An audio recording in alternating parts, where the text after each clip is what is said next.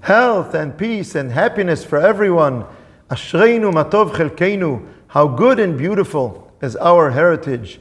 Parashat B'reishit, Tafshin Pei Bet. What should a person do when he is studying Torah and he comes across something that seems to him absolutely not proper?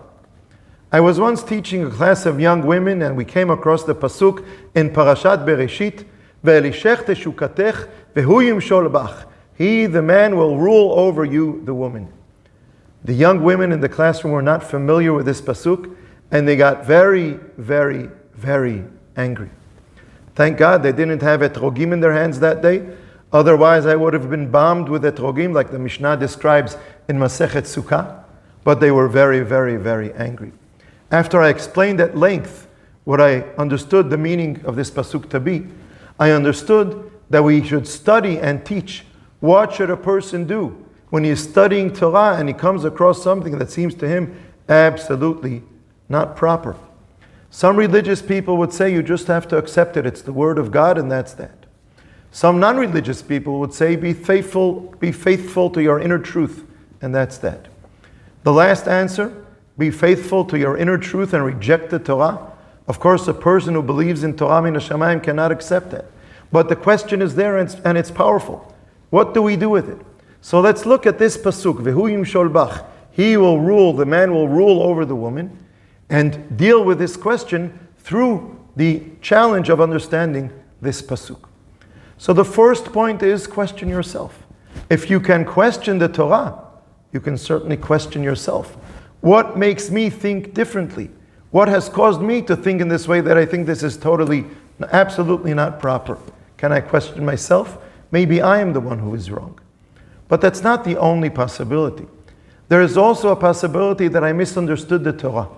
And there's also a possibility that there may be different interpretations of the Torah. Maybe I reject one interpretation, but I will accept a different interpretation of the Torah. What does the Torah have to say about the relationship between man and woman? This is a complex question. And I can't discuss it in breadth in a short video like this. But just to make two short points, major points about this issue. Number one, the Torah has complex messages about this issue. In Perek Aleph, it seems to be saying that man and woman are created as equal partners. In Perek Bet, woman is created from the man to be ezer kenegdo. Some people interpret this to mean the woman was created to serve the man, and they cannot accept that. But is that the only interpretation of ezer kenegdo? And what does Perek Gimel say? Point number two is Perek Gimel.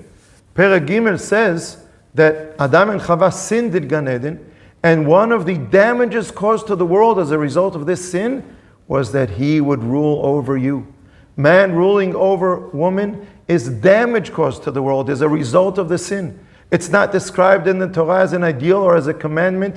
No one ever counted this as one of the 613 mitzvot. It's something that went wrong in the world, something that is up to us throughout history to correct. It's taken a long time, but it's up to us to correct.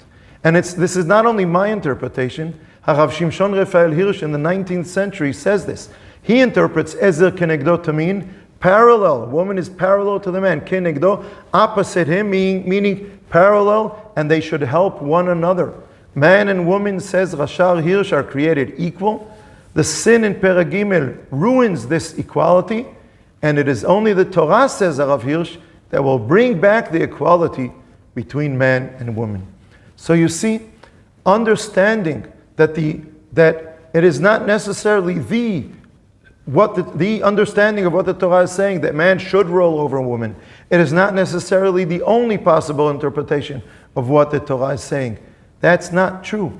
It is no longer true to say that a person who doesn't say that the Torah says that a man should rule over a woman, he rejects the Torah. That's not true.